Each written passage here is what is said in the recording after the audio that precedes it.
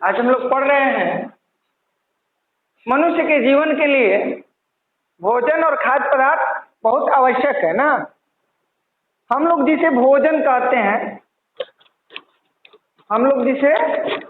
कहते हैं, वैज्ञानिक उसे पोषण कहते हैं। क्या बोलते हैं? पोषण। ये पोषण हम लोग जो भी खाते हैं पीते हैं, तो वैज्ञानिकों के दृष्टिकोण से यानी साइंस के दृष्टिकोण से दो भागों में बांटे जाते हैं। ये पोषक कार्बनिक और अकार्बनिक। हम आज इन्हीं के बारे में जानने वाले हैं, कौन कौन से कार्बनिक हैं और कौन कौन से अकार्बनिक हैं। आखिर इनसे हमारे शरीर को क्या फायदा और क्या नुकसान होगा। आखिर क्यों मनुष्य के लिए पोषण आवश्यक है, इतना आवश्यक। आखिर पोषण है क्यों? पोषक तत्व तो इसे दो भागों में बांटते हैं, कार्बनिक और अकार्बनिक। एक तत्व वैसे होंगे जो कार्बन से बने होंगे और दूसरे तत्व वे होंगे जो बिना कार्बन के निर्मित होंगे। मैं सभी दर्शकों से अपील करूंगा कि चैनल को जल्दी सब्सक्राइब करें, अंत तक देखें और वीडियो के लास्ट में आप कमेंट अवश्य करें। Thank you. कार्बनिक पोषक तत्व वैसे पोषक तत्व जो हम लोग दैनिक रूप से इस्तेमाल करते हैं। जो भी भोजन हम दैनिक रूप में इस्तेमाल करते हैं उनमें कौन कार्बनिक है कौन अकार्बनिक, इसका फैसला हम जल्दी नहीं कर पाते हैं। लेकिन आज हम लोग इसे स्पष्ट करेंगे कि कौन कार्बनिक है और कौन अकार्बनिक। कार्बन की परिभाषा सबको जानता है कि कार्बन किसे कहा जाता है। अगर जो नहीं जानता है तो अगले वीडियो में जानेगा, जब मैं बताऊंगा कार्बन और बाकी तत्वों के बारे में, तो उसमें मैं समझाऊंगा।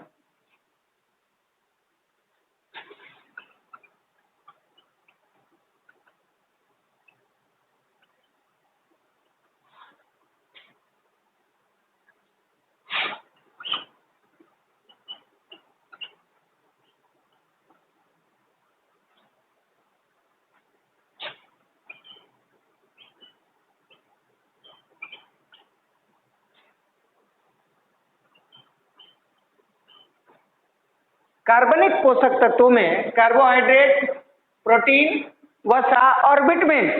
सबसे पहले हम जानते हैं इनके स्रोत। कार्बोहाइड्रेट जो होती है, इसकी समान पहचान है कि हम लोग खाएंगे और खाने के अंत में यह मीठा लगता है। चावल, रोटी, आलू, ये सब हम खाते हैं तो खाने के बाद लास्ट में मीठा लगता है, पानी पीते हैं तब। ये भी कोई पूछ सकता है कि सर हम लोग आंवला खाते हैं और अंत में पानी पीते हैं तो वो भी मीठा लगता है। जी जरूर मीठा लगता है, इसके बारे में भी मैं कभी बताऊंगा। लेकिन आंवला के बारे में आप लोग एक खासियत जानिएगा। आंवला एक ऐसा है, फल कहा जाए, दवा कहा जाए, अमृत कहा जाए, जो भी कहा जाए, आंवला के लिए ये सारे उपमा कम पड़ जाते हैं। भारत का शाकीय डॉक्टर आंवला को कहा जाता है। भारत का शाकीय डॉक्टर है वो। बाकी सारे फलों के उबाल दिया जाए, जला दिया जाए तो उसके विटामिन नष्ट होते हैं, लेकिन आंवला को हम चाहे किसी रूप में इस्तेमाल करें, उसकी विटामिन सी कभी नष्ट नहीं होती है। हम लोग पढ़ते हैं कि सबसे अधिक उबालने के बाद कौन सा विटामिन का क्षय होता है, तो वो सी होता है, लेकिन आंवला का विटामिन सी कभी नष्ट नहीं होता है। तो कार्बोहाइड्रेट के बारे में हम लोग जानें। कार्बोहाइड्रेट हमारे शरीर को सबसे अधिक ऊर्जा देने वालों में बृहद पोषक तत्व है। कैसा पोषक तत्व है? बृहद पोषक तत्व। यह हमारे शरीर को 65% ऊर्जा देता है। कितना देता है? 65%। बाकी 35% में बहुत सारे हैं, लेकिन 65% यही, यानी मेरे कहने का मतलब ये जो पेट है, हौजिंग या टंकी जो भी बोला जाए, इसमें हम लोग जो सबसे अधिक भरते हैं वो कार्बोहाइड्रेट होता है। भोजन, हम लोग भोजन करते हैं, संतुलित भोजन नहीं करते हैं। संतुलित भोजन अमीर लोग और अमीर देश के लोग करते हैं।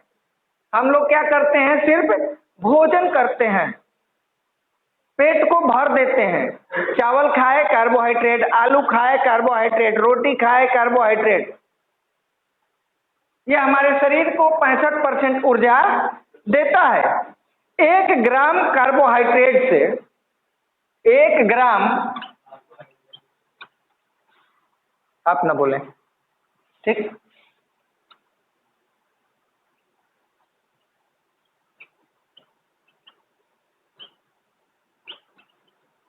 1 ग्राम कार्बोहाइड्रेट कितनी ऊर्जा देती है? 4 कैलोरी।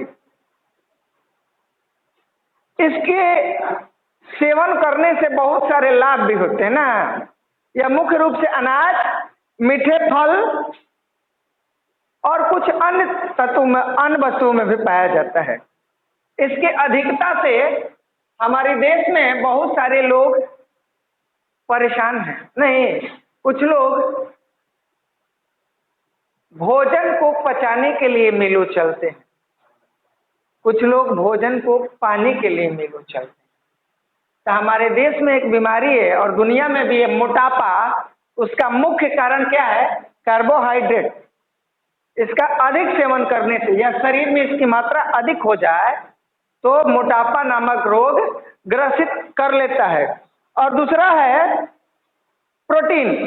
यानी अब आप समझ चुके हैं कि कार्बोहाइड्रेट 65% ऊर्जा देता है हमारे शरीर को। यानी काम करने के लिए सबसे अधिक क्षमता कौन देगा? कार्बोहाइड्रेट ही देगा। अब है प्रोटीन। तो ये हमारे भारत के थाली में मुख्य रूप से प्रोटीन का स्रोत दाल होता है। प्रोटीन, अगर पूछा जाता है कि सबसे अधिक प्रोटीन कहाँ पाया जाता है, सबसे अधिक प्रोटीन कहाँ पाया जाता है, तो इसके बारे में आप लोग समझ लेंगे। अगर ऊन ऑप्शन में होगा, ऊन या बाल, तो सबसे बेस्ट प्रोटीन है दाल, बीन्स, फली वाली माने पौधे, ये सब प्रोटीन देते हैं। मटर, सब प्रोटीन देते हैं। लेकिन सबसे अधिक अगर प्रोटीन की मात्रा होगी तो वो बाल में होगी, ऊन में होगी। आप लोग कंपटीशन की तैयारी करते हैं, इस हिसाब से पढ़ाई करें। रट्टा मत मारिए, वो पूछ क्या रहा है उसके हिसाब से ऑप्शन क्या है, चारों ऑप्शन के बारे में जो नॉलेज रखेगा वो सफल हो जाएगा। मैं बता चुका हूं, सामान्य और मध्यम वर्ग के स्टूडेंट अब कंपटीशन से बाहर हो चुके हैं। वही स्टूडेंट अब कंपटीशन में टिक सकते हैं जो अपने आप को सबसे बेस्ट मानते हो, जो जिद करना जानते हो वही जीत सकते हैं, जो जिद नहीं कर सकते वो जीत ही नहीं सकते। प्रोटीन मुख्य रूप से नाइट्रोजनी पदार्थ है। यह जटिल अणुओं से निर्मित होता है, जटिल अणुओं से निर्मित होता है। हमारे शरीर के लिए प्रोटीन बहुत आवश्यक होता है। कोशिकाओं के वृद्धि और मरम्मत, हमारे शरीर जो बने हुए हैं, किसी भी जीव का शरीर, वो सब के सब कोशिका से बने हुए हैं। जैसे मकान ईंट से बनता है, उसी तरह जीवों का शरीर कोशिका से बना होता है। कोशिकाओं के निर्माण में, उनकी वृद्धि में ना, ये कौन सहायता करता है? प्रोटीन करता है। प्रोटीन के लिए तो आप लोग स्रोत जान चुके हैं। दूध, बादाम, दाल, सोयाबीन, पनीर, खोआ, अंडा, ये सब मुख्य रूप से पनीर के स्रोत हैं। प्रोटीन के स्रोत हैं। अगर प्रोटीन की कमी हो जाती है तो बच्चों में जो बीमारी होती है, कुपोषण, क्या बोला जाता है? कुपोषण। कुपोषण को दूर करने के लिए ही हमारी सरकार मिड डे मील चला रही है, मिड डे मील चला रही है कुपोषण को दूर करने के लिए। और इससे आधा दूर होगा कुपोषण और आधा जो आंगनबाड़ी चलाती है मैडम, सेविका, सहायिका और ये जो ब्लॉक में बैठे हैं सीडीपीओ और ऊपर से लेकर नीचे तक जितने अफसर हैं, ये एक गिद्ध हैं, गिद्ध। वो गिद्ध समाप्त हो गए हैं जो हमारे प्रकृति को स्वच्छ बनाते थे। लेकिन ये वो गिद्ध हैं जो बच्चों के हिस्से तक भी कमीशन रखे हुए हैं। अब पता चलता है कि जिस बच्चों के अकाउंट में पैसा आता है तो पता चल जाता है कि कितना पैसा आता है। वही पैसा उस बच्चे के लिए बहुत काफी हो जाता है। लेकिन जब उस माध्यम से आता है तो नीचे से ऊपर तक सिस्टम में लगा हुआ है। कोई व्यक्ति चाह कभी छोटा वर्कर ईमानदारी नहीं कर सकता, नहीं बरत सकता। ऊपर वाला सस्पेंड कर देगा कि मेरा कमीशन लाओ। ये मिड डे मील जो योजना चल रही है, ये भारत सरकार और यूनिसेफ के मिली जुली योजना है, यानी विश्व के जो संगठन है वो इसमें सहायता करते हैं। मुख्य रूप से खिचड़ी ही देना है, मुख्य रूप से खिचड़ी, सोयाबीन, दाल से बने हुए चीज अधिकांशतः यही देना है आंगनबाड़ी में बच्चों को, क्योंकि बच्चों में सबसे अधिक कुपोषण होता है। उन्हें बचाना है तो बच्चों को भरपूर प्रोटीन देना चाहिए। घर में जो बच्चे हैं अगर दाल बच जाता हो तो दूध की जगह बच्चों को दाल पिला दिया जाए, सबसे बेस्ट होगा। अगर इसकी कमी हो जाती है तो हमारे शरीर में मांसपेशियों के रोग उत्पन्न होते हैं। मांसपेशियों में जो रोग उत्पन्न होते हैं उसका मुख्य कारण है शरीर में पोषण यानी प्रोटीन की कमी। ये बड़े लोगों की है, लेकिन बच्चों में जो बीमारी होगी वो होगी कुपोषण। अब अगला है वसा।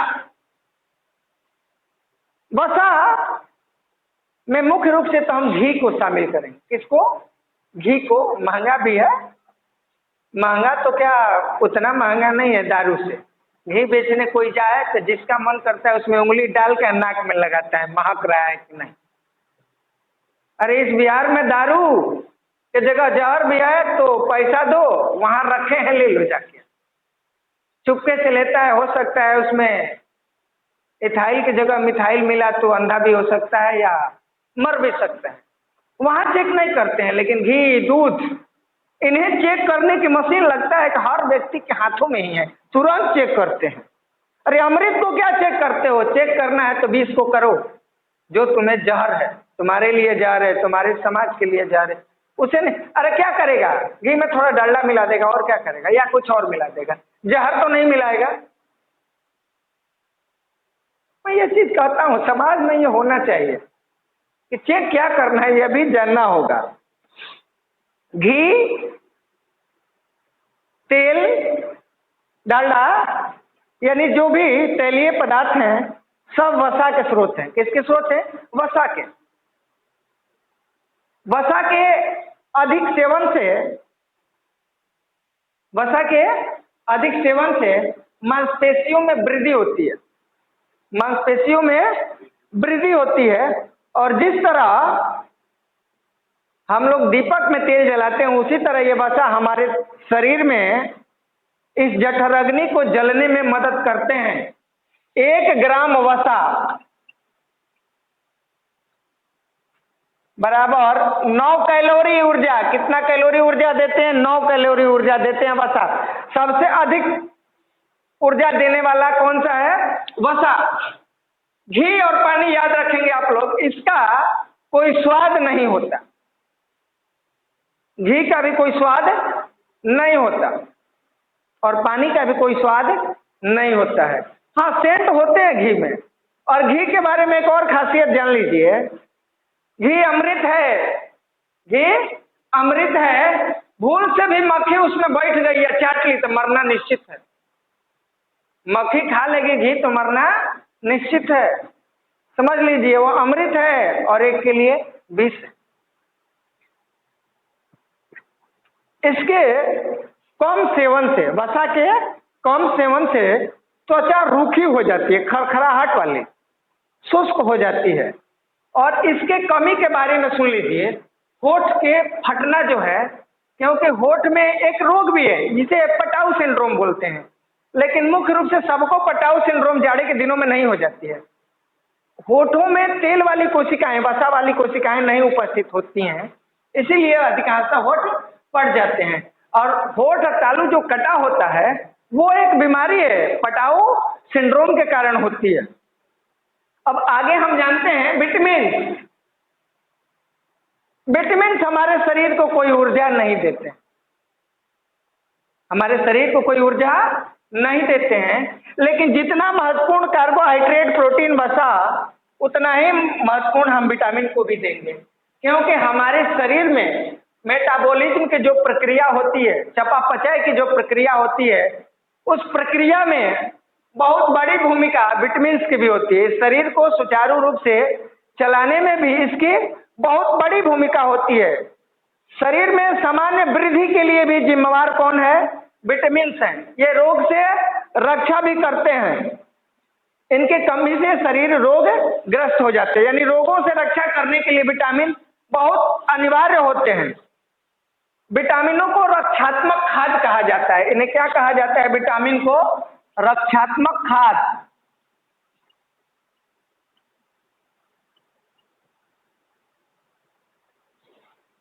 विटामिन को कहा जाता है रक्षात्मक खाद। एक क्वेश्चन और समझ लेंगे आप लोग। हम लोग अगर 2-4-5 दिन उपवास करते हैं तो सबसे अधिक जिसका प्रयोग हमारा शरीर करता है वो वसा होता है। वसा का प्रयोग सबसे पहले शरीर खाली पेट रहने पर सबसे पहले वसा का प्रयोग करता है। ये मांसपेशियां, ये जो मसल हम लोग दिखाते हैं, जांघों को दिखाते हैं, खासकर जांघ तो पुरुष नहीं दिखाते हैं, ये बॉम्बे वाली दिखाती है। लोकल वाली तो स्टेज पर चढ़ती है, सब दिखाती है। बॉम्बे वाली तो हमेशा दिखाती रहती है। तो वही चीज, ये बॉम्बे जो फिल्मों में देखते हैं ये भी वही चीज है। इन लोगों को जो आप लोग सम्मान देते हो वही चीज है। तुम गरीब हो तो गरीब वाली के पास चले जाते हो, अमीर लोग भी वही औकात उन लोगों को देते हैं। ये मत समझ लेना कि वो बहुत बड़े, वो भी वही चीज है, बस थोड़ा दाम में अंतर है। हम लोग ठेले का कपड़ा पहन लेते हैं, वो शोरूम का कपड़ा है, लेकिन है तो कपड़ा यूज कोई कर सकता है, पैसा दो यूज।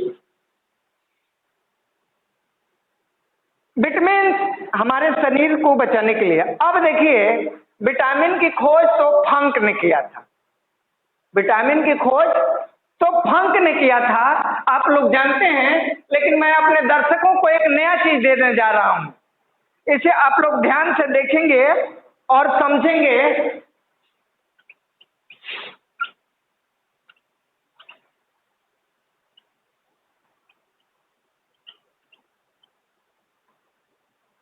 लूनीन,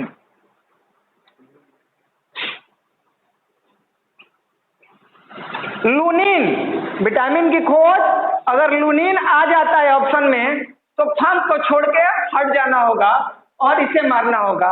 और सनशाइन देख लेंगे। सनशाइन, ये क्वेश्चन इस समय खूब हिट चल रहा है। सनशाइन विटामिन, इसे विटामिन डी को बोलते हैं। सनशाइन विटामिन डी को बोलते हैं। ये रहा हमारा कार्बनिक पोषक तत्व। और अब हम पढ़ेंगे अकार्बनिक पोषक तत्व। अकार्बनिक में है पानी, कैल्शियम, पानी, कैल्शियम,